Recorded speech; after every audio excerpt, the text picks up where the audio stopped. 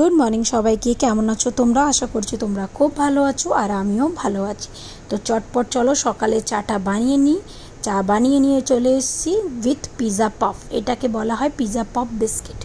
तो चलो चा खेये नी, फ्रेश माइंड हये गेछे। एबार चले गेलाम सोजा रान्नाघरे कि करते आलुर दम बानाबो आजके। तो आलुटाके केटे निये तार मধ্যে हलुद और नुन और मशलाटाও झटपट करे ग्राइंड करे निलाम, पेঁয়াজ रसुन आदा टमेटो काँचा लंका दिए। तारपर तेल बसिए आलूटाके आमरा भेजे नेब।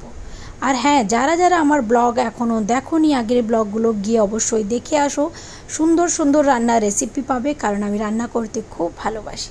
तो चलो चली आबार रान्नार दिके। एबारे ओई तेलेर मধ্যেই आमरा मशलाटाके खूब भालो करे कषाबो। যতক্ষণ না তোমরা মশলাটাকে কষাবে ততক্ষণ কিন্তু কোনো রান্নাই টেস্ট পাবে না।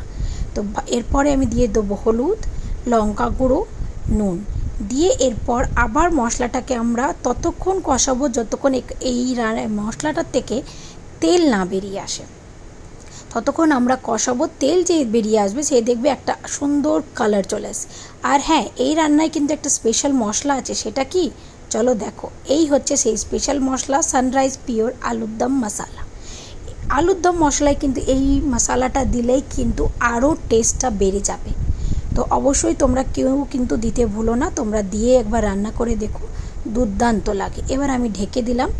এবার ঢেকে 10-15 মিনিট আমি এটাকে কষাবো, ঢেকেই কষাবো। দেখো বস কি রং, দেখেই তো মনে হচ্ছে জিভে জল চলে আসে। এরপর আমি আলুগুলো দিয়ে দেবো মশলার মধ্যে, যাতে আলু আর মশলা ভালোভাবে মিক্স হয়ে যায়।